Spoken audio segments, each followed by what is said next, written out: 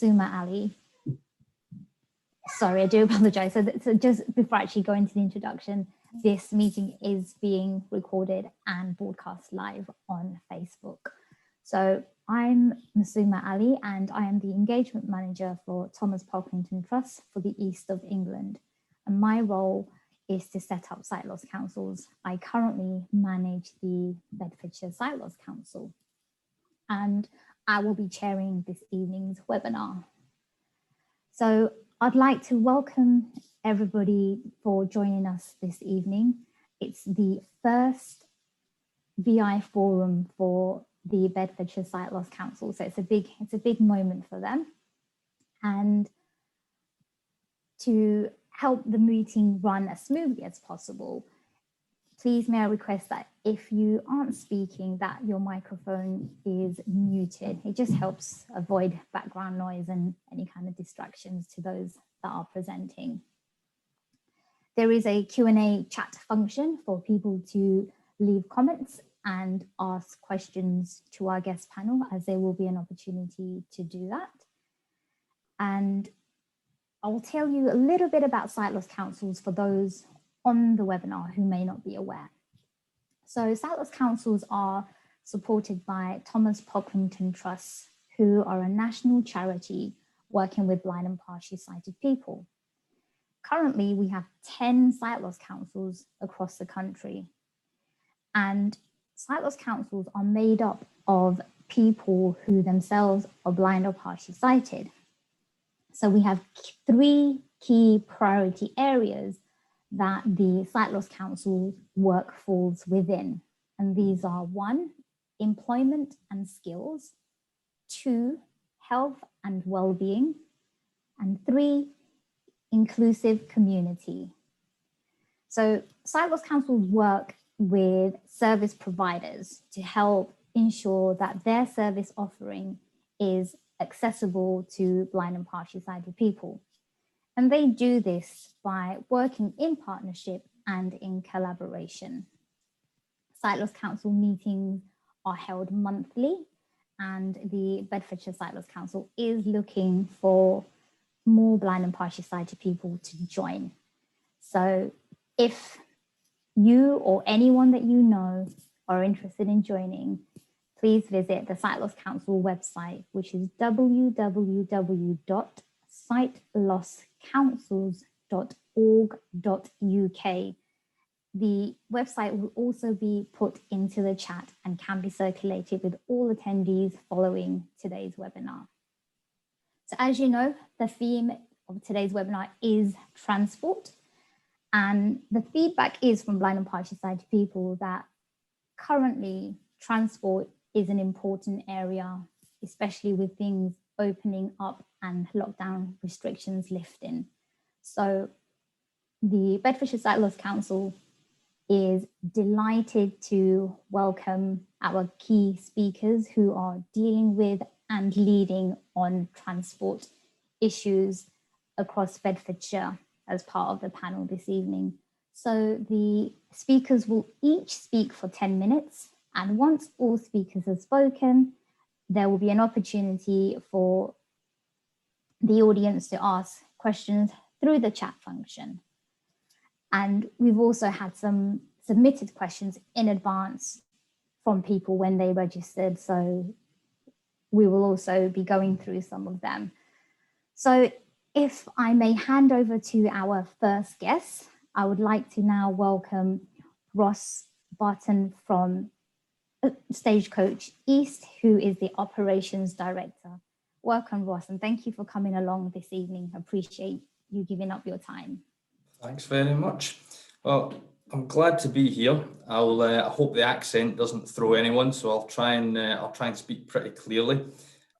As Masuma said, I'm the Operations Director for Stagecoach, so that basically means it's my job to get a bum in the driver's seat, to get the bus out, hopefully on time, and to get you safely from A to B. So we have a depot in Bedford itself, which serves all of the community there, but also has quite a few interconnecting routes with airports, with Oxford, with Cambridge and the surrounding area. So just to start, I want to touch on what Masuma said, that we see the role of buses as being key for the community, and they're a really vital tool for social mobility, and particularly people who don't have any alternative means. So I realise that COVID probably hasn't helped with the anxieties that a lot of people are facing with going out and particularly using public transport. So I hope by running through a little bit about what we are currently doing to try and train the drivers up and to remove those barriers for everyone to use public transport, it gives a bit of reassurance to you. But also I'm really keen to hear the feedback from you in the Q&A later, because what issues are you having that I can hopefully help to try and take away and to resolve? So that's the real key learning, and I'm hoping it can be that sort of reciprocal relationship. So to start out, one of the key features of all the services we run is obviously the buses themselves are all fully compliant with the Current Equalities Act and various legislations. So we have low floor access, which are accessible, push to stop. We've got destination displays, which we believe are quite clear to see. But the key element we found in what the customers are telling us is the drivers themselves. So we launched a new recruitment process about 2 years ago. We changed who we were looking for, because we realised that the requirements of the role are different now. It's not just about driving a bus, it's about helping customers, it's that interaction. So it's a lot more skills based and modern, the type of person we want. Now initially, we had a big influx of a lot of people from different backgrounds. We had more female applicants, which was fantastic. And we got a real good new batch of drivers coming through. Now, unfortunately, no one's really had a chance to see them because passenger levels are what they are with COVID. But certainly, I'm confident when you come back to the services, you're going to get greeted by some friendly staff. What we want from them and what we teach them to do is obviously, number one, drive the bus safely. Okay, so it means pull up as close as possible to the curb, but it means plan ahead. So look out for any hidden disabilities that might not be visible. Make sure that you stop as close to the flag as possible, but particularly, just because someone isn't looking in the direction of the bus doesn't mean that they're not waiting for that bus. So if they're at that bus stop, the bus should certainly be stopping to serve you. One of the key elements that we do for ongoing training with the staff is disability and equality awareness. So each year, the drivers are required to have at least 1 day of a full day's training on any subject related to the job. So we always have a little bit about disability awareness, but we do one specific course for them. And what we do with that is it's to try and put them in other people's shoes, because that's the best way we've found to educate and to understand.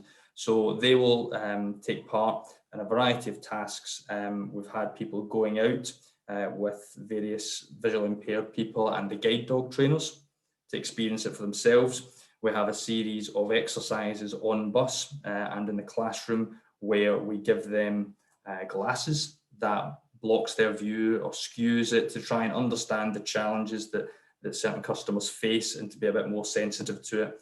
And really just to educate them, because what we've found is no one does anything deliberately, but usually when they're in the heat of the moment and it's busy in the road or they've got customers, that's when they tend to forget. So we teach them the skills of how do you remember your training when you're in these intense situations. And that even extends to, when people are getting on the bus, how do you interact with someone and ensure they get to their seat? That can either be visual cues, but we also do a bit of training of how to physically assist people if that's what they're looking for, and even courtesies such as not moving off until someone is seated. So I think we're confident that we do the training, and I'd be really interested to hear what your experiences are on the services. Now I'm sure that might be a bit of a broad spectrum, and I'm not sensitive at all. So if it's good, let me know. But equally, if it's bad, let me know, because we'll learn from that feedback. And that's one of the key points that we do is that ongoing learning. So we're not naive enough to think that if we instruct the drivers initially that they're going to do that forever. I think most of them do, truth be told. But we're very keen on being out there actively engaging with the customers and doing checks, not just in driving, but mystery service checks, mystery shopper, with the vehicles in service, but the managers and myself getting out there and seeing the product that we're delivering, because that's the best way to really do it. And if we do find any issues, we take them away.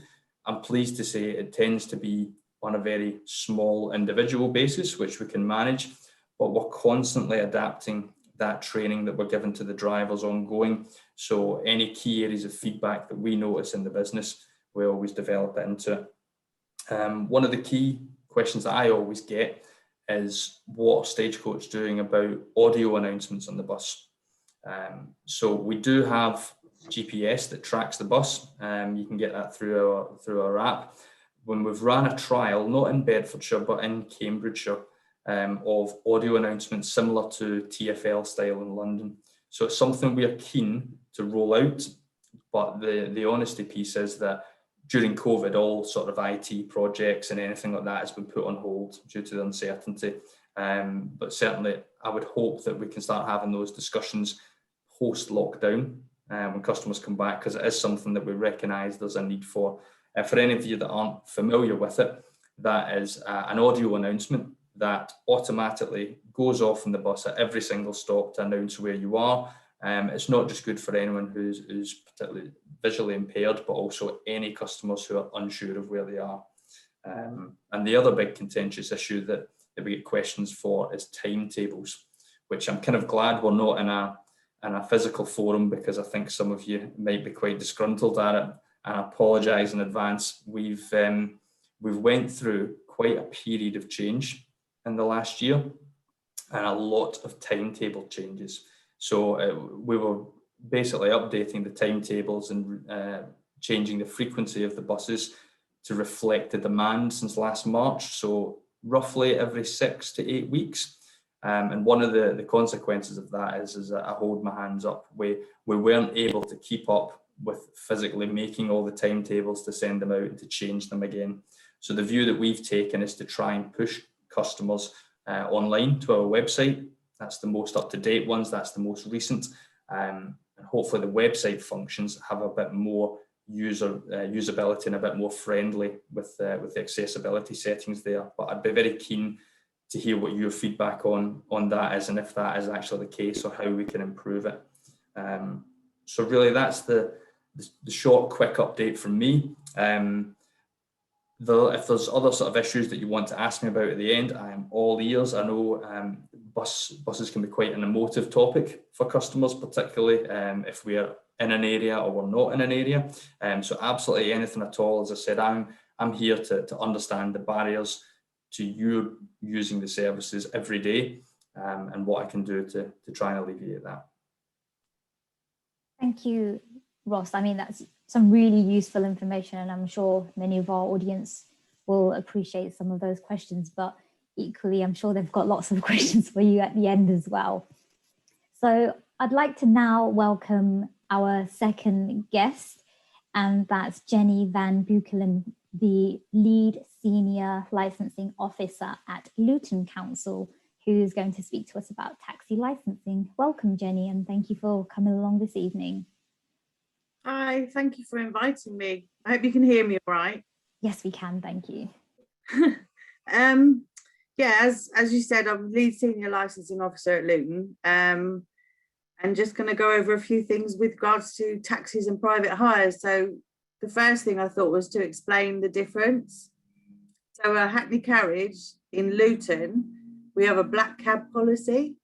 So all our black cabs are wheelchair accessible, all have screens between the driver and the customer. These vehicles can only be flagged down or picked up off the rank. We do in Luton have a couple of operators where you can ring them and book them, but that's the difference between a Hackney carriage and a private hire, where private hires can only be booked through an operator. So just a lot of people don't understand the difference between the two and think they can just flag any vehicle down. So that is the difference. If a private hire vehicle picks you up just off the street when you haven't booked it, they're committing an offence. So just to bear that in mind. And due to COVID, a lot of our private hires have now got screens in their vehicle, again, between the driver and between the customer. They're not all like that, but some of them have requested it. So that's the difference between the two vehicles. Under the Equalities Act, the law carves out the special section for taxi and private hire vehicles, which states that a driver must carry a person and their dog, also without charge for the extra charge for the guide dog. The only exception for this is that of a medical exemption, and this must be applied for to the licensing authority and granted and in place to be able to justify refusal. So we at present don't have any. I know there have been issues previously with drivers who refuse to take dogs, saying they're allergic, etc. But they will have a granted medical exemption if they have applied for it. If not, they have no excuse whatsoever to refuse taking a guide dog in the car. They can't charge any extra. They can't charge any waiting time. They can't charge any extra for the dog, or if they feel that the dog that there's been any hairs, or I don't mean to be disrespectful, any hairs from the dogs, they cannot charge you to clean up their vehicle. So be aware of that. If anyone tries to charge you extra, they're not allowed to do it. So currently, any taxi driver or private hire driver who breaks the law will incur a £1,000 fine. And anyone with a private hire vehicle that refuses a guide dog can also have their licence revoked. Drivers have been prosecuted for not taking guide dogs in other authorities. We haven't had any here. So luckily we haven't had any of those issues with our drivers, but they have been prosecuted in other areas. Under the public sector equality duty, there are exemptions, but as again I said, they have to have medical proof of their medical issue.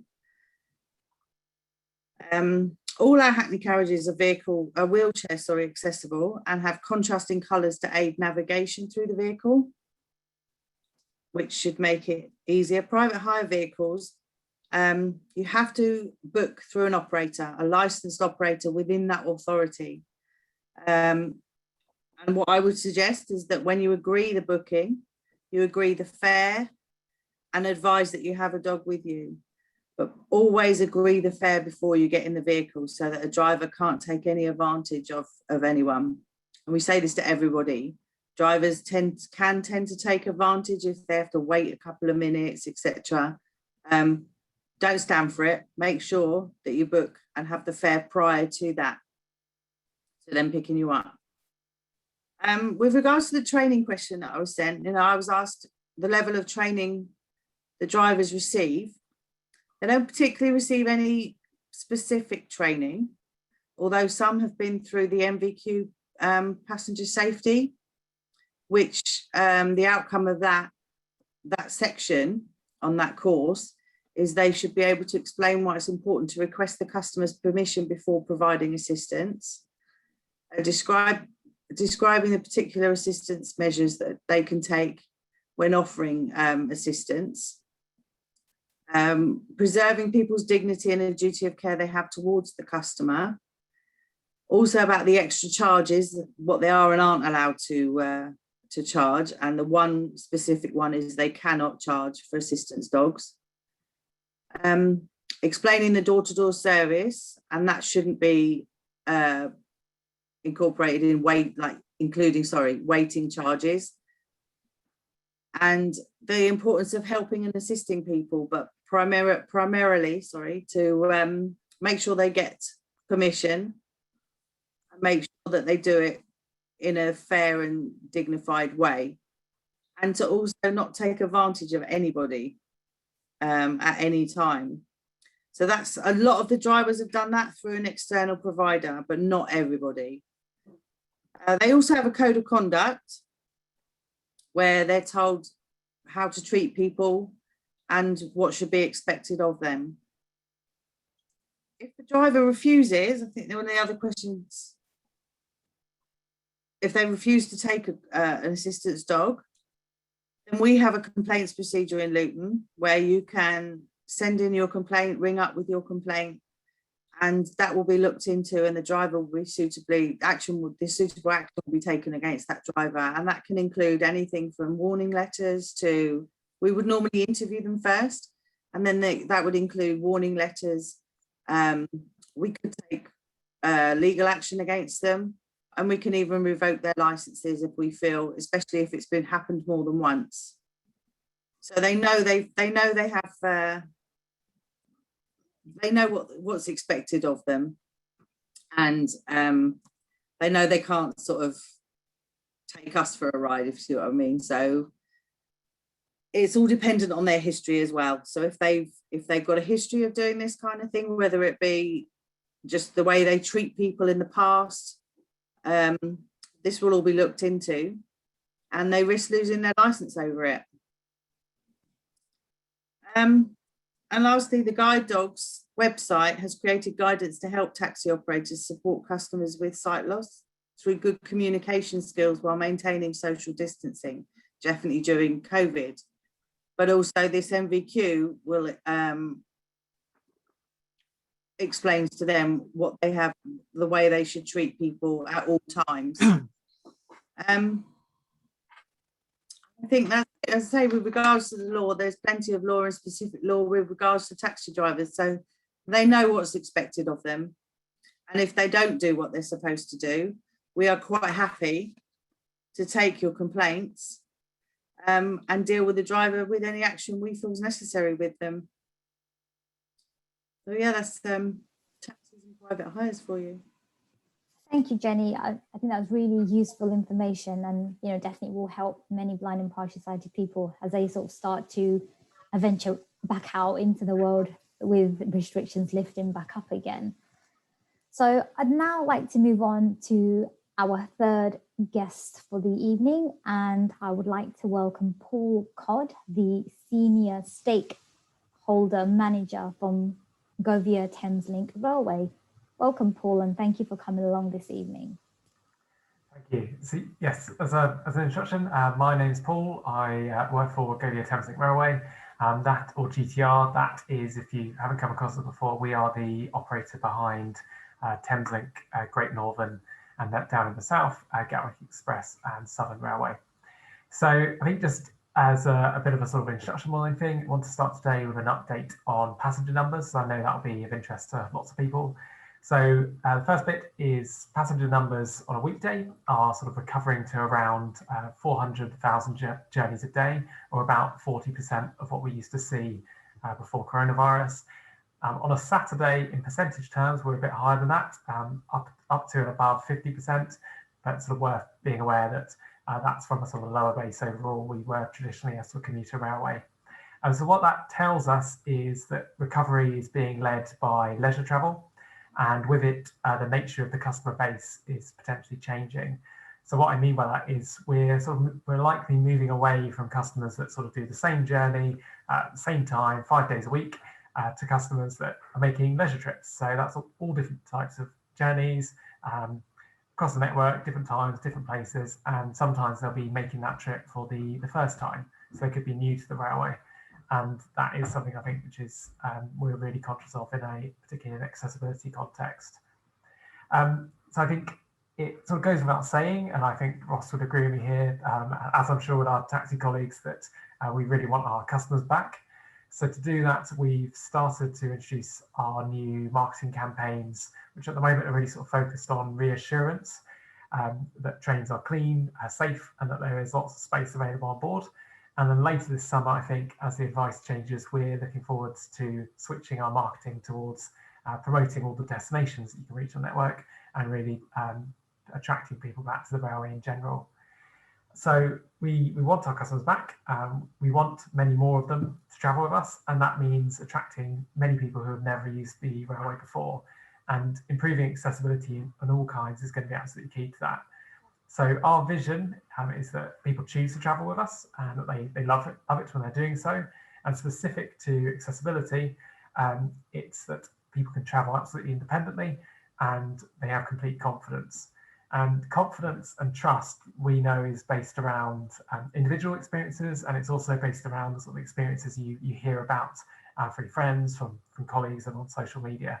So we've made the delivery of what we call zero failed assistance a real focus within GTR with our partners at Network Rail, and we treat an assistance failure as if it were a safety issue. So it's taken extremely seriously and goes through the same processes as it should be, to be perfectly honest with you. Because ultimately it doesn't matter what we say we do if we then fail to deliver it. So to kind of talk a bit about what you can expect when you're on the railway, what I want to introduce today is our accessible travel policy. So this was developed with the support of our Access Advisory Panel. So that's a group of customers with additional access needs that speak candidly to our senior team. And it was to meet the new scope introduced by the Office of Rail and Road, which is the regulator. So you'll find one of these accessible travel policies, or ATPs, at every operator, and they are fairly similar in terms of what they're trying to do and what they should achieve. So to make that all a bit digestible, I want to talk through sort of four themes of what you'd find if you go onto our website and you speak to one of our colleagues and ask for a copy of the ATP. So the first is improving our booking and assistance procedures. So there's 4 elements I think people should be aware of when they're thinking of sort of booking and assistance in the railway. So the first is investing in the fundamentals. So we've got a new assistance booking process that's come out very recently. So again, this sounds fairly simple stuff, but every station now has a dedicated assistance telephone number, and there is always someone on duty that has specific responsibility and accountability for managing and responding to requests. The second is the passenger assist, and that's the name of the nationwide booking system, and you can speak to any train operator and make a booking for any journey, which is very much optional, I should stress. Has had its what's called a sort of recommended booking time reduced from 10 o'clock the night before travel to 6 hours before travel as of April this year, and then next year it'll be reducing down to 2 hours. So what I'll say is you don't need to use that process by any stretch. People do like to. It gives a bit of reassurance, particularly if you're doing like a really long journey out to, say, Edinburgh or going to Wales, that you can fundamentally just turn up and go. The third is support for a new national mobile phone application, which makes the whole process of booking, requesting assistance much easier, and that's called Passenger Assist. It was launched earlier this month, and it's on iPhones and Android as well. So I'd really recommend, if you're interested in this kind of thing, that you download it and give it a whirl next time you're travelling on the railway. The fourth and final bit of this element is we're expanding our mobile assistance teams to 41 additional stations across the network. So this is at stations which are either sort of partially staffed, so they have staff in limited hours, or they're fully unstaffed. So what this is this is a dedicated mobile team and will be available on request to provide ramp support or any other kind of access assistance within 20 minutes of a request. So that will replace the current practice, which is we'll either organise a member of staff to travel from a nearby station if they're available, or we'll offer an accessible taxi to the nearest staff station.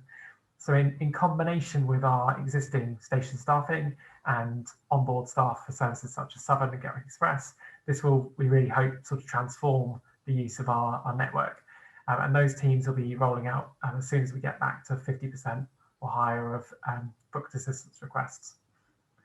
So the second thing we want to talk about is improving information. Much of that is direct to our staff, and that's to help support them to do their job. So some of that's really simple. So we've this year we've introduced a new sort of GTR-wide phone app, and that sounds sort of pretty simple, but I think sort of context here is we have 6,000 employees. But what's really important about that app is it means that everyone across the whole network has access to the station assistance numbers right at their fingertips, and there's no more sort of leafing through, you know, a booklet that someone's printed off several years ago, or looking at a big Excel sheet. It's all up to date and it's all in one place. We've also made the status of our lifts across the network with Network Rail a key piece of information. So that goes out in our status service updates to all staff every day, as that's a key bit of information that a colleague needs when they're helping a customer to plan their journey. And then last but by no means least, we've also introduced a new onboard toilet checking app, so that a staff member can check the status of an approaching train's facilities and advise the customer if facilities are out of order. And it also means that we can report faults really quickly, meaning we can get features back in service as quickly as possible. And finally, for the customer, we're focusing on making information available really simply, really easily online. And the ATP is summarised via a leaflet called Making Rail Accessible. And you can get that at any one of our GTR service stations online, and it's available in large print as an audio file, and we can also provide Braille on request. And finally, we've been doing a big program of upgrades on our websites and our mobile apps to better align them with the Web Content Accessibility Guidelines, just really try and improve their performance with screen readers and other assistance technologies. So if you have any feedback about how you find the Thameslink or the Great Northern site, please do let us know, and we'll see what we can do to get it working even better than it currently is. So third, and I think this is similar to what Ross touched on, is embedding accessibility across the organisation. So 4 bits just to chat through. First is really about structure. So everyone at GTR is accountable for our performance. So that's whether that's our station teams or our accessibility team. This is detailed in our accessible travel policy, but ultimately accountability for accessibility is a director-led responsibility across GTR, and we have a zero tolerance approach to failures. Every failure is treated as if it's a safety incident, as if someone has just broken their leg, and it's investigated, and we work out the root cause of what went wrong. Underpinning all that is a new training system designed to meet 9 outcomes which are set by the OR. And I won't go through them, but that stretches from things such as disability awareness and understanding, or at least seeking to understand the experience of disabled customers, all the way through to the practicalities of providing safe assistance. So that is being delivered through a mixture of online and physical training, depending on the staff, and it's delivered by a network we have of 5 external disabled practitioners, as well as our own staff. And that's being rolled out both to our station teams, but also to all of our head office teams as well. Third is culture. We have a network of accessibility ambassadors within our frontline station teams, and we try to sort of celebrate success and progress through our internal communication, so that everyone sees, you know, Bedford's doing a good job, that's celebrated, and our staff in East Croydon are thinking, you know, how can I do what they're doing? And then last but not least, we have what I call a fairly robust evaluation process. We commission 30 mystery shopping journeys per quarter, and we ask feedback on every single booked journey request we have. And in addition, we use the feedback from our access advisory panel and our own set of auditors, which are part of our contract with the DfT, who visit 150 stations and 380 services each month. And then finally, there is a working group within GTR with representatives from all functions talking about challenges and improvements. Finally, and then we'll get on to our next bit of the presentation today, fourth theme is really about getting more people to use the railway. So part of that is major accessibility improvements, fundamentally determining how accessible a Victorian railway is. So that's primarily funded by the government's Access for All scheme. And across GTR at the moment, we have 20 new schemes in progress. So those are big major projects such as lift schemes, that's being delivered by Network Rail. We'd obviously like for all of our stations to be fully accessible and fully step-free, but with what we've got, 20 schemes in the next couple of years will make a big difference to the network. Network Rail itself, who deliver those big schemes, is also funding smaller changes. So there's a programme underway nationwide to ensure that all platforms are fully fitted with tactile warning strips on the edges. And then at GTR, we complement that work through 2 sort of pots of funding, schemes that have been delivered under what's been called the Passenger Benefit Fund. And then we have each year a £1.6 million budget for sort of minor works and what we call small stations improvements. So that funds things such as accessible toilets, wayfinding, it's done tactile maps, wider sort of gates, more of those on the gate lines, and new customer information schemes, loops, that type of thing. And then finally, I think the most important thing, and what I really wanted to to leave you with here today is it's all knowing that the changes that have come through the accessible travel policy are building on what's available already and are in place. So our assisted travel team, for example, who are around 24 hours a day, the priority seating you'll find on our trains, and all the guides and information that can help make travel hassle-free. And when I was completing my training recently in our new process, speaking to our trainer, who was a wheelchair user herself, she was saying that the biggest, from her perspective as a wheelchair user, the biggest obstacle she thinks is simply that people just aren't aware of the assistance that is available. So I think if there's sort of one message I could leave you with today, it's just, if you haven't ever used our assisted travel, please do.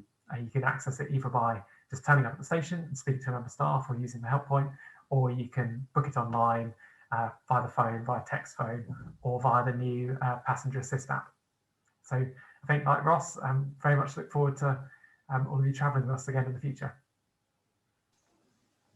Thank you, Paul. Again, I think lots of useful information that people can take away and hopefully try and make their journeys a smoother experience for themselves.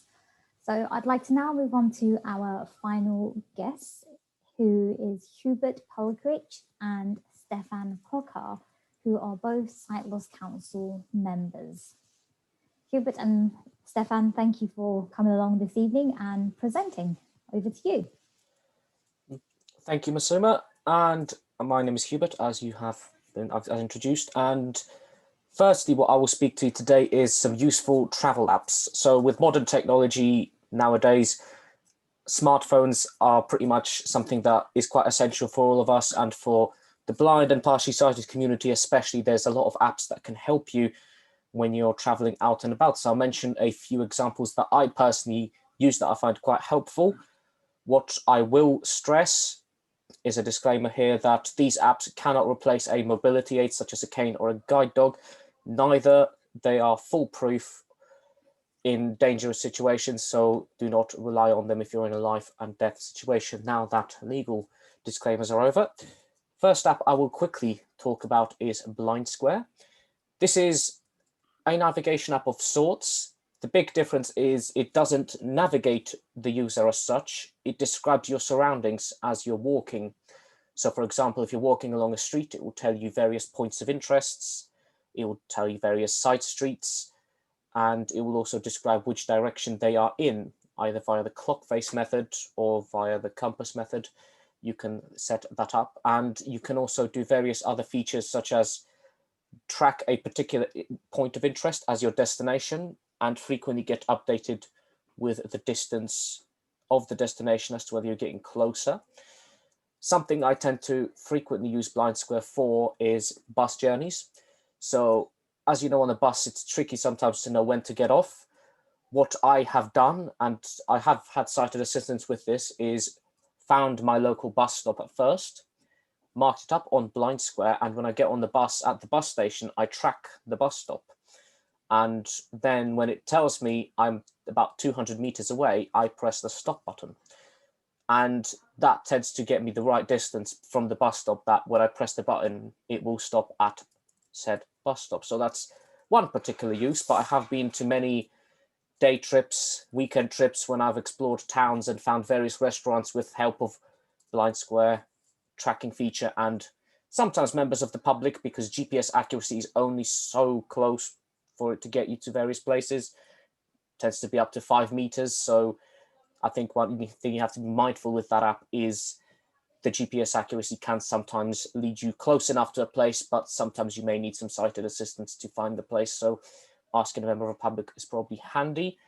The one warning about Blind Square is it has got a price tag. The last time I checked, it was £22. So there is a free alternative by Microsoft called Soundscape, which does pretty much similar things to Blind Square. The big difference is it uses spatial audio to help you with this. So if you're wearing, for example, bone conduction headphones, which are probably the safest type of headphones to wear outdoors because they leave your ears open to background noise. If you, for example, have a side street going to your right, it will tell you it in your right ear and in your left ear if it's going to the left. So Blind Square is a good app, and if you want a free alternative, Soundscape is another. Another app I will mention is for buses. So I frequently, when I go for a bus journey, I tend to kind of work out the time I'm meeting someone and then look at bus times to see what I can do, which bus I can take. And so far, the most reliable app I found is called UK Bus Checker. It works pretty well in most locations. I have been in locations where it didn't seem to like the locations for some reason, but in most locations, it tends to work. And it's very simple. It finds your nearest bus stops, you double tap on it with VoiceOver, and it lists you the bus lines and the times. I think what I like about this app is it's very simple and the layout isn't complicated. Not much other unnecessary information is listed, and it is a free app. So UK Bus Checker is another one, which I have found fairly useful. Another app I quickly recommend before I hand over to my colleague Stefan here is Trainline, which I love using for trains because it has everything you want in it, and that it is including journey planning, live departure boards, and a very simple and accessible ticket purchasing process. It's very easy to purchase a ticket, it's very easy to get a refund, and it's very easy to then track your trains as you travel as well, which I have frequently done when I've traveled long journeys and I had to track my trains because they were getting delayed. And with introduction of mobile tickets at a lot of services, the ticket purchasing is even more simpler because it will let you add the tickets to your phone and you can then show them to the ticket person on the train and scan it. So yes, that is probably another app I would highly recommend. As conscious of time, I will now hand you over to Stefan to talk to you more about travel tips and also the previously mentioned passenger assistance application. So yeah, over to you. Thank you, Hubert. I'm Stefan. I'm also a Sight Loss Council member. I'm going to cover a little bit about, I think I'll start with the passenger assistance app, which was mentioned by Paul just now. It is very useful. I've used it just the once to set up my journey. Once you've registered, it's very simple, works with VoiceOver on Apple. I haven't tried it on Android, but I'm presuming it works as smoothly. So you can select where you're going, and if you want to avoid or via anything, once you've selected that, you can then say what mobility assistance you need, and there's a box for putting some notes in if you have any special requests. It's quite responsive, so you'll get an email confirmation and I think a text confirmation from what I remember. But I haven't actually used it at the station because I had to sadly cancel my journey due to health. Paul also said that Turn Up and Go is very good, which I've used many times on Thameslink, where you just go to the barrier and you say, I'm going to X and I want to go via Y. So they've been very helpful with that. And I did have a little bit about buses, but as to what Ross said, going forward with audio stuff could be interesting. I will have to kind of road test the new training they're giving their drivers. I've had some mixed experiences in the past. Most recently, I used a bit of time maths when I was going to Northampton and asked the bus driver when I thought I was getting near to Northampton, and she was very helpful and said, yes, your next stop is what you want. So I will have to kind of do some more research on that going forward regarding the new training. And with that, I hand back to our host.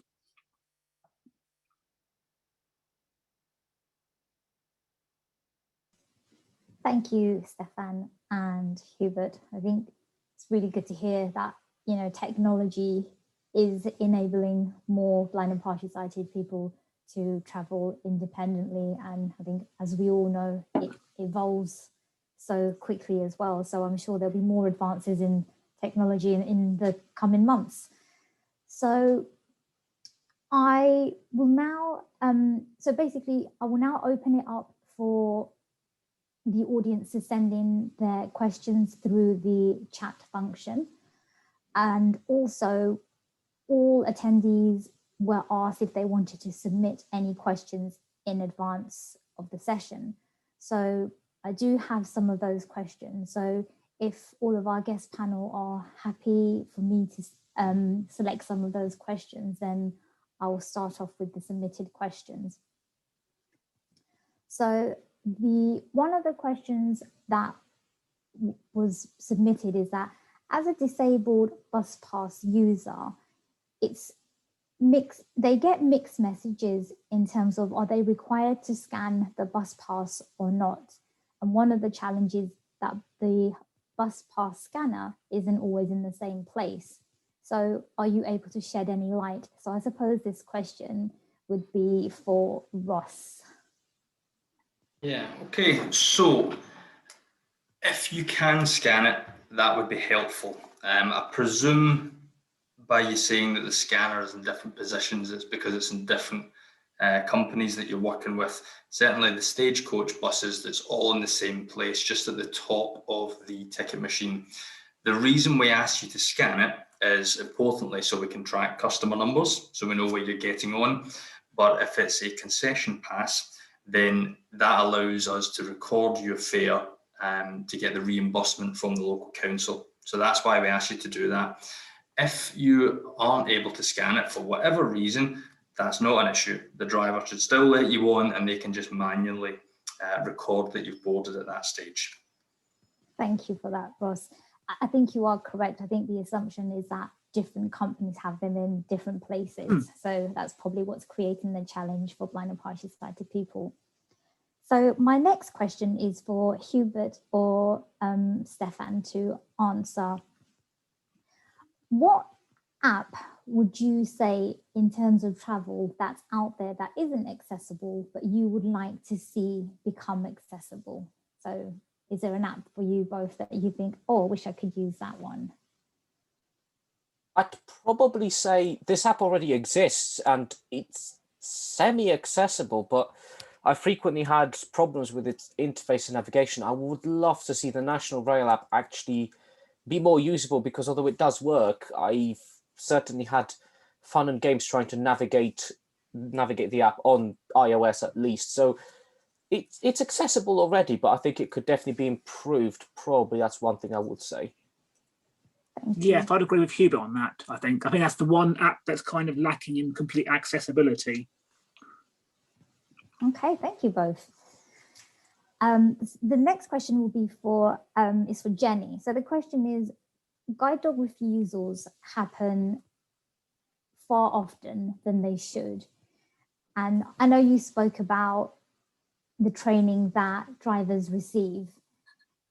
So the question is there any particular reason that higher priority isn't given to drivers as part of their training on guide dogs?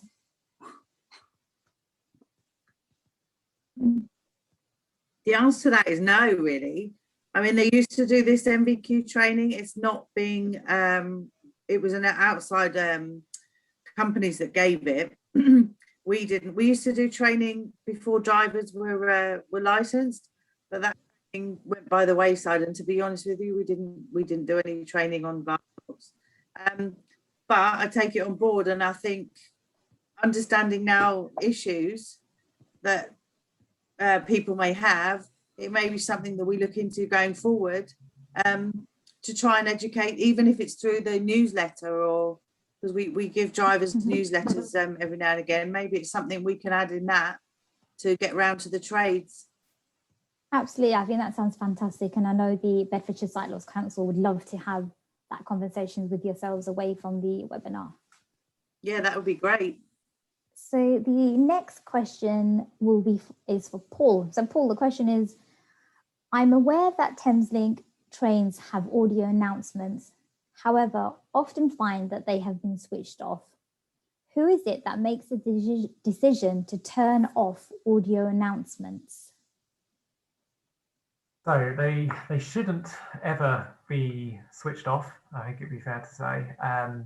That isn't, I mean, to my knowledge, that isn't a function we can do. So but there is, I'll get onto this, there is a bit of a but to this. So the sort of Class 700 Thameslink train, every stop it makes will be announced, and similarly with the information that's up on the what we call the passenger information system. The exception to that is if during disruption, then the system cannot be functioning properly, which is probably what you're referring to. So what we're relying on then is updates from our drivers. So there is a big driver training program. It is a big part of our training, similar to what Ross was talking about, that we need, when we induct new drivers particularly, the first thing our sort of managing director does is sit down and say, it's a she on Southern, she says, I need you to remember you're not driving a train, you're driving 1,000 people behind you. so you need to be making announcements. But I can completely appreciate that during disruption in particular, if the system is not working as it should do, then clearly, if you're visually impaired, you are relying on that announcement from the driver. So we are working on an upgrade at the moment to the systems to allow them to function when the train is not doing something it's expected to do. Thank you, Paul. I do have more submitted questions, but Rachel, shall we see if there's any questions that have come into the chat, and then we can always revert back to other questions that I have. Okay, yeah, that's fine. So I have noticed a couple have been answered, but we will go through those just for people that haven't seen the chat. So Eamon asks, and this is a question for Jenny, can you remind us how we get in touch with you or the taxi licensing department if we have a problem or want to report good practice? Yes, you can phone us, email us. There's a complaints form on our website. If you feel that we just want to phone, you can phone us. And as long as you have your journey time, you don't necessarily have to have the vehicle that you've got into or the number of the vehicle, because we can find that. So you just need to have the time and the journey, because obviously if you are making a complaint or you have got issues, it may be difficult to get any other information about that vehicle or the driver. So as long as you've got the time and the journey and the day, then we can help. We can always find that job. The more problematic ones are if you've got in a black cab, because they don't have to log their journeys, because they're basically self-employed. Well, all the drivers are self-employed, but with regards to with hackney carriages, they don't have an operator to book the jobs, so they're a bit harder to find the driver or the vehicle. We can do it, but not in all cases. So any extra information you could give us when making that complaint would help. Okay, thank you. So just ask, so there were some questions answered on the chat, but if we can just ask for them to be repeated. So does Luton do any investigation on the variances in charges between differing PHV companies and PHV to taxi organisations? And that's from Ernie to Jennifer. No, unfortunately, private hire vehicles can charge what they like. There is no regulation on that. However, as I said in the answer, if you feel that you've been excessively charged, then always contact us and we can look into it, because drivers have a duty of care. They also have to be fit and proper to continue. And if they're taking advantage of people and being dishonest, then we can review their licenses. Hackney carriage vehicles have set fares. So their table of fares is in the vehicle, and they can only charge what's on the meter. Or if they make an agreement with you prior to you getting in, they can charge you less, but they cannot charge you over the set fare. Okay, thank you. Okay, so we've had some new ones come in from Simon. Are Luton Council going to remind taxi drivers of their legal obligation towards assistance dogs? And that's to Jennifer. Sorry, that's all right. We can, well, as I just said to Ms. Zuma earlier, we can put it in the newsletter. We don't do training. We have about 1,500 drivers, so it'd be very difficult to get them all in a room and try and train them up with regards to this again. But we do give out newsletters or send out newsletters, links to newsletters. We've got a website, and we also send text messages out to the drivers. So I'm sure there's a way that we can get that out to the drivers.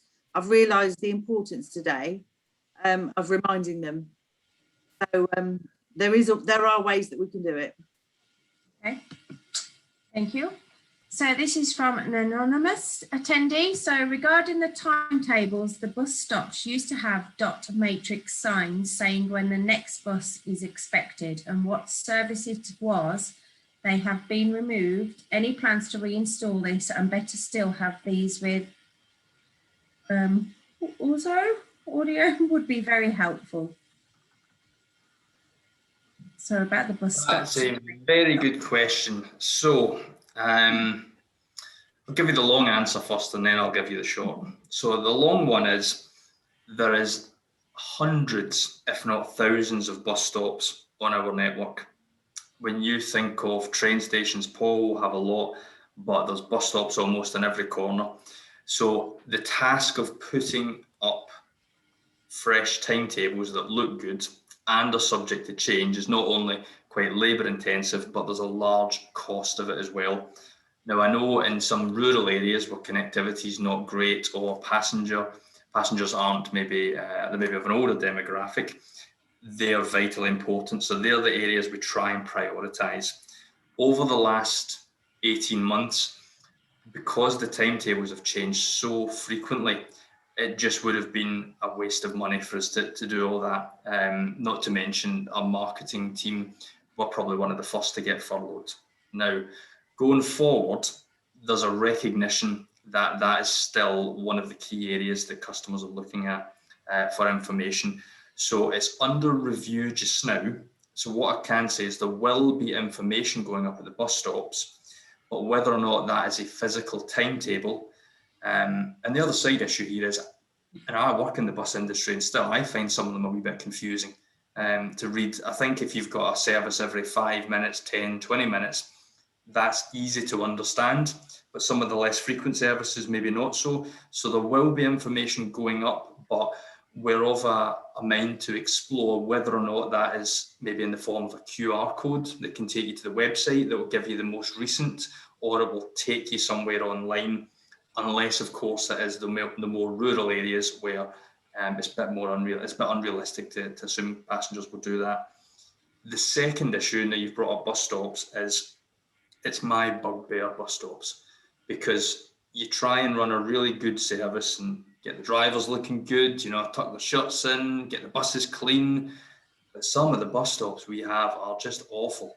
They don't have seats, they maybe don't have real-time information on there, and they're a bit grubby. So it's one of the areas that, to give you an example, I think highways own the pavement, the city council owns the bus stop, someone else owns the pole, and we're responsible for what goes on the pole. So trying to get the people in the room to get a decision is a bit of a challenge. But the second bit of that is some of the bus stops aren't very good, and that's not a good proposition to have when you're trying to promote public transport. So I think having more welcoming facilities is definitely on our agenda, but that's a more of a pipeline goal. But going back to timetables, it is under review because it is very costly. So we're not 100% sure what we'll do, but you will get some information certainly back at them. Okay. Thank you. I think there's another one for you, Ross. So when is Luton Station going to become step 3? I think that might be for me. Oh, sorry, Paul. That's quite all right. So yes, so Luton is one of the 20 stations that had access for all funding confirmed in its in the last set of announcements.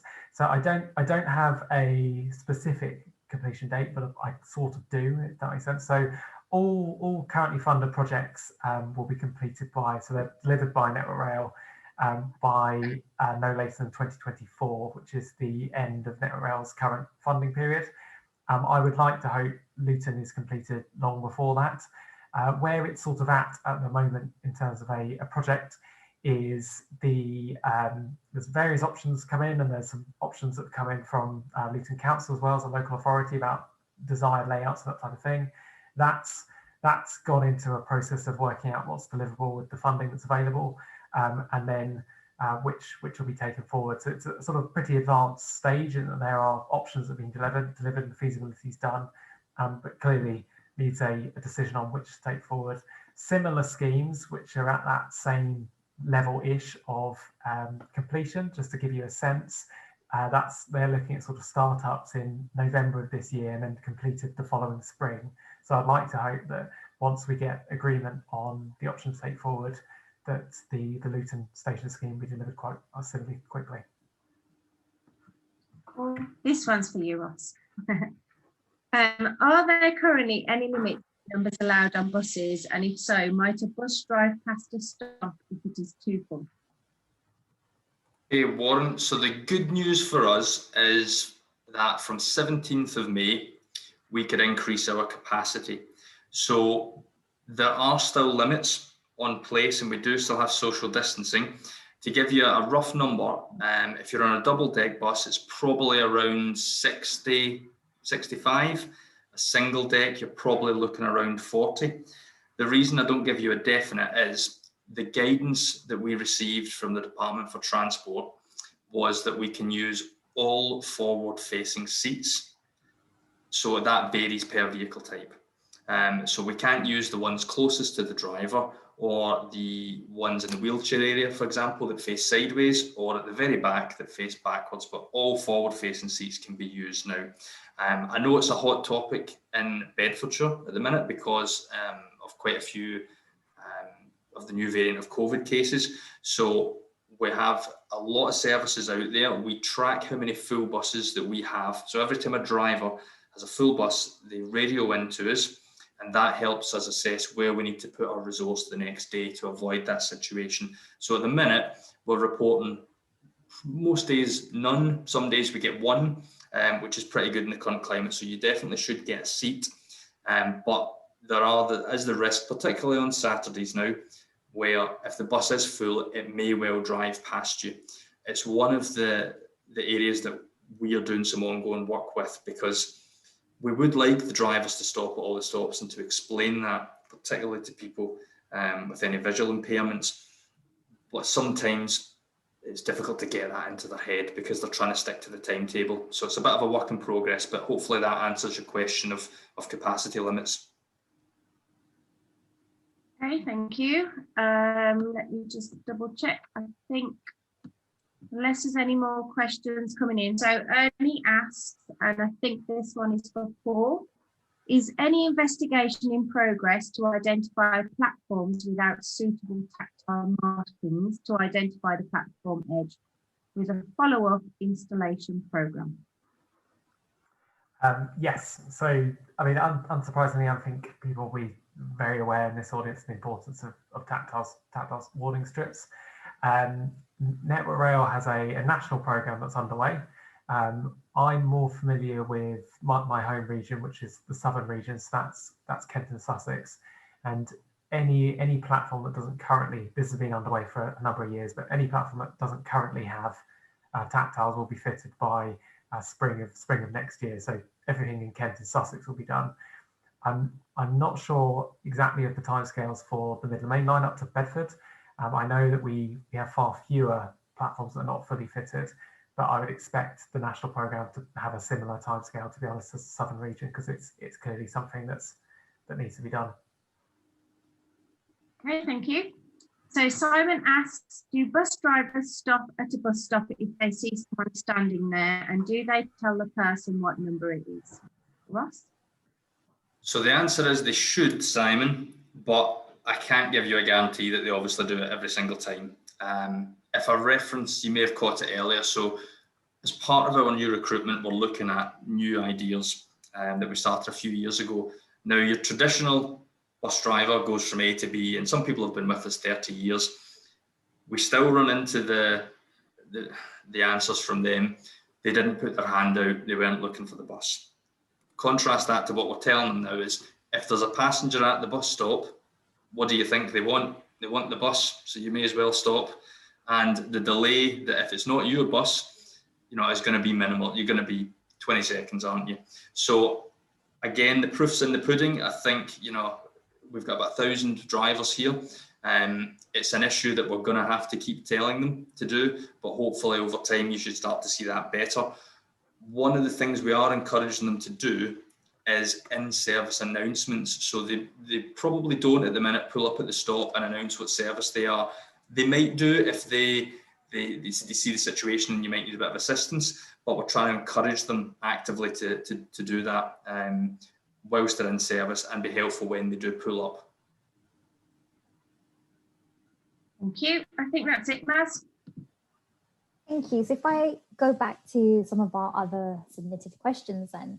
So this one is for Hubert or Stefan. Do you need to have any techie knowledge to inform an app developer if there are accessibility issues with their app? And what are some key terminology messaging would you say to use? I think being tech savvy is not really necessary, because at the end of the day, what you have to look at is there will be the users of your application. Let's say from a developer's perspective, you're going to have some users that are tech savvy and some users that are not. And I think what's important is to welcome feedback from all types. I think you don't need to be tech savvy. What you need to be able to more describe is not the technical process, but more what accessibility issues you're having. So for example, something that frequently is important and frequently missing in a lot of apps, and actually it's a minor issue but causes a lot of problems, is labeling. So unlabeled buttons. So if you've got an app and you're swiping through the screen and VoiceOver kind of says button, button, button, and you're sitting there kind of going, well, there's a button, but as to what it does, that's a bit that I have no idea. And I think labeling is a frequent issue. Layout, Yeah. I think it's to remember. The layout of apps, the app can be accessible. If the layout's a bit confusing, that's going to be a big problem, because it's going to cause problems with navigation.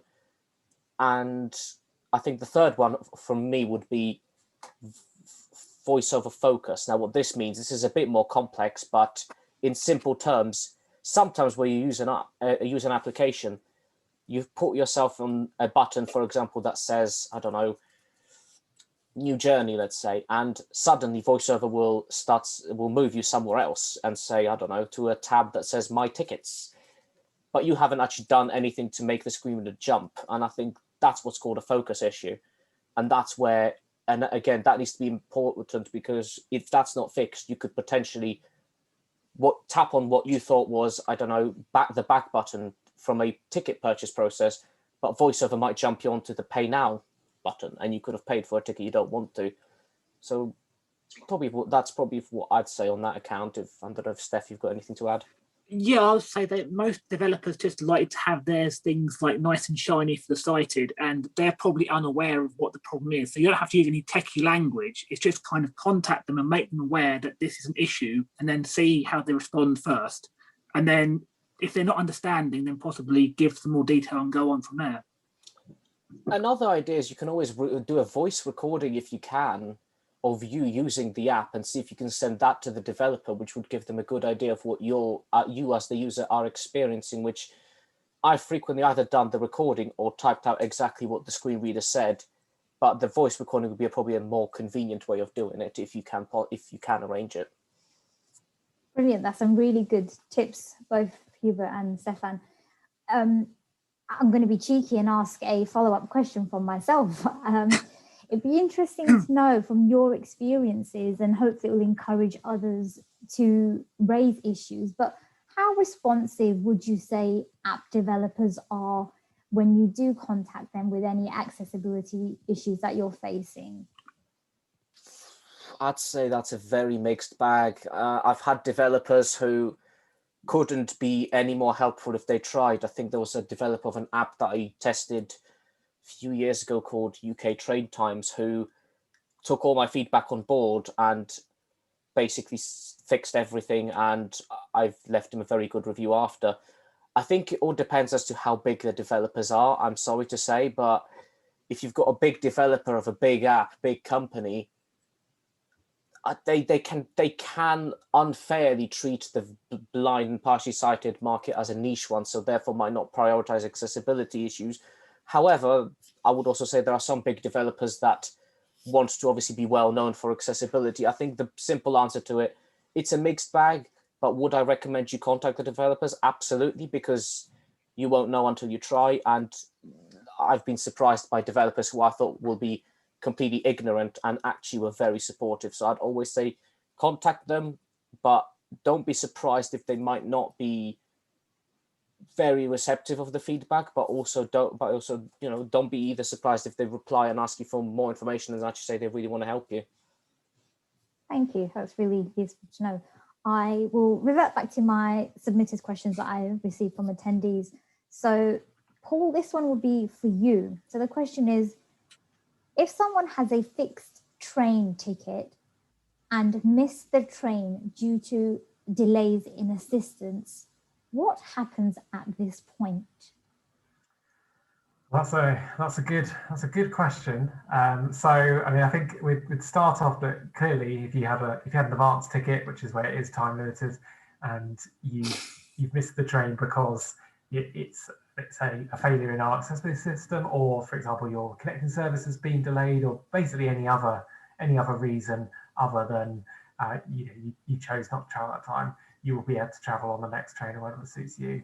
So I think that's part one. And part two is we really want to know why that's happened. So we'd be working with you to trace back your journey, work out what happened, what went wrong, and more importantly, how we prevent it from happening again in the future. Thank you. So this is a question for Jenny. So earlier on, you spoke about some drivers may have a medical exemption certificate. Not all blind and partially sighted people have the ability to be able to read printed material. So is there any way of confirming whether the medical certificate that's been presented is accurate? I mean, I would suggest that when you book the vehicle, if it's a private hire vehicle, I would suggest that you explain you've got an assistance dog, and I would hope that the operator doesn't give you a driver who has a medical exemption. I don't know what other people do in other authorities. We haven't got any here. If anyone in Luton ever says I've got an exemption, they haven't. So that would be cause for putting a complaint in. I've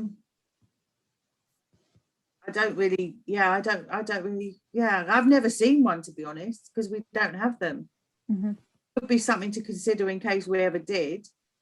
Yep. Okay. No, I mean, it's a bit like if the police comes knocking on your door, is that how do you identify that it's who the person says they are? And I suppose this question is asking something similar in the sense that they're not just being presented with a blank piece of paper for all the individual knows.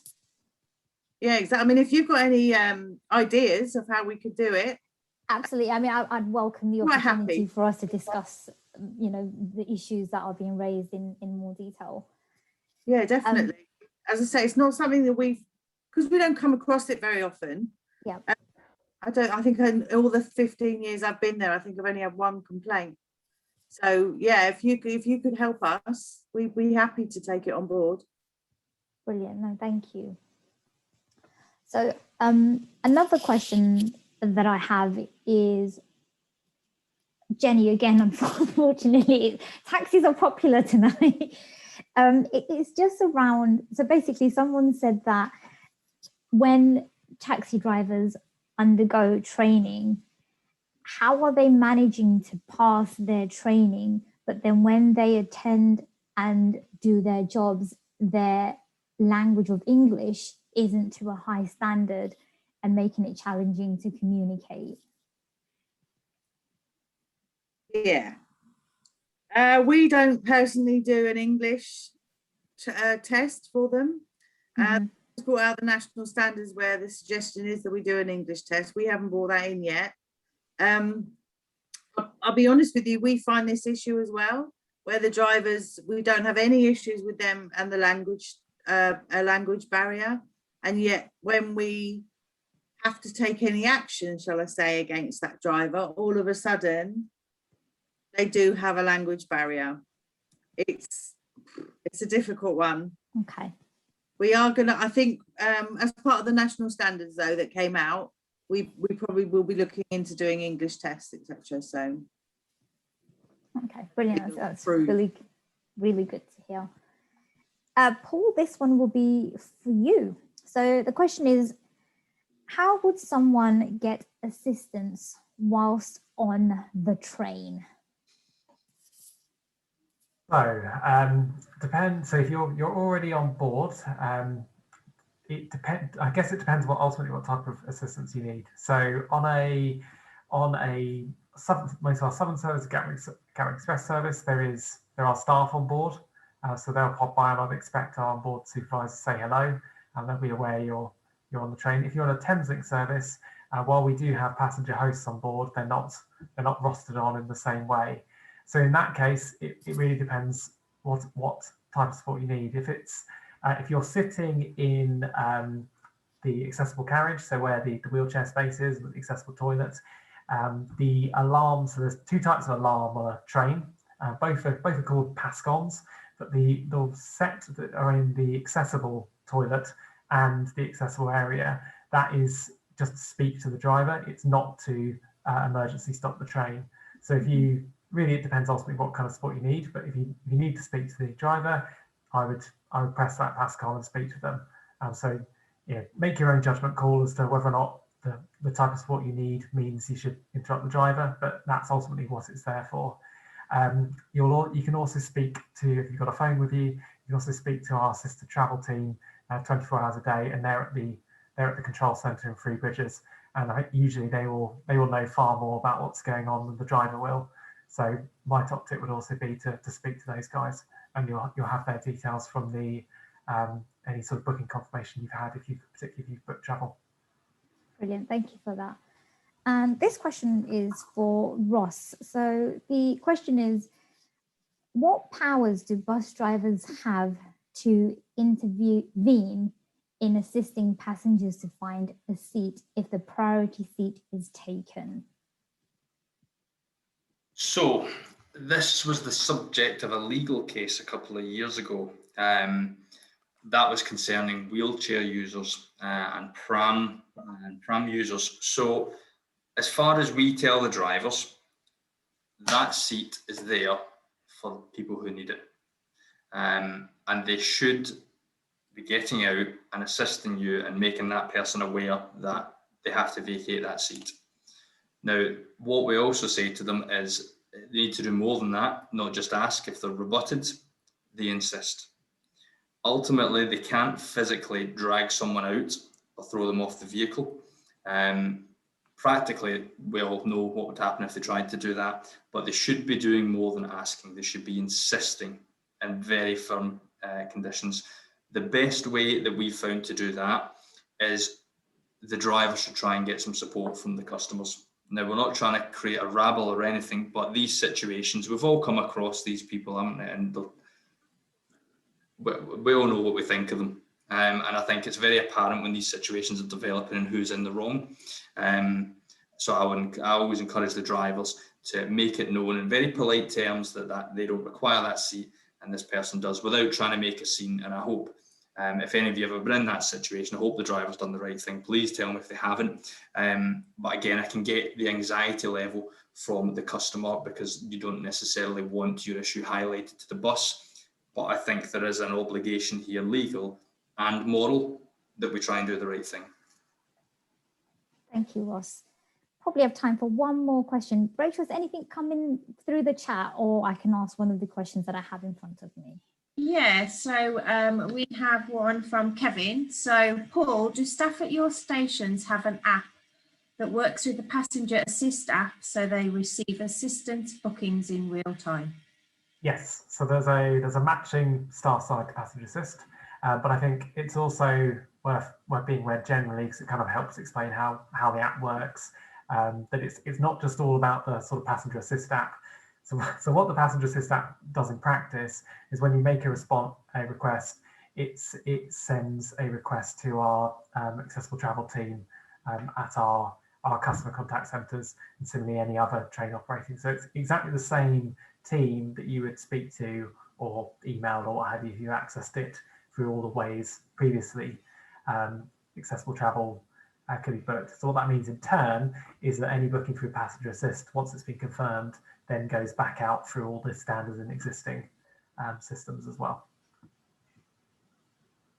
So that was a very long way of saying yes. No, brilliant. Thank you very much. We have a few minutes left before I need to wrap up, so I'll probably go for one more question. And Ross, this one will be for you. So earlier on, you've already spoken about how drivers should stop at the bus stop if they see someone. But the question here is, what can they as a passenger do if this doesn't happen? So if they are at the bus stop and the driver hasn't stopped, what can they then do? The most important thing is please tell us. because if we don't know this is happening, we're not going to be able to address it. And don't think of it as a complaint, think of it as constructive feedback. The drivers are largely unsupervised for the vast majority of the day, and they come into the depot to sign on, to check the bus for about 20 minutes in the morning. Then they are out on their own until the end of the day. So we rely a lot on the training and the goodwill, and we do have people out checking the services, but we need key information and intel from customers. So please tell us. You can do it through the app. You can find information on our website. It's phone calls or email addresses, but please do share it with us. Because as I said, I employ bus drivers to pick up people at bus stops, you know, and that's the fundamental tenet of the role. Thank you, Ross. That's been brilliant. Well, I'd like to thank all of our guest panel today, and we have come to the end of the webinar. And I hope everyone agrees with me that it's been extremely useful and informative. And I know I've learned lots, so hopefully everybody else has as well. So huge thanks to the guest panel and for everyone that submitted questions as well, much appreciated. And I'd just like to take the opportunity to remind those listening in that, if you are interested in the work of the Sight Loss Council and getting involved, then please do apply for the role. And if you know of anybody that it would interest, then please share the word.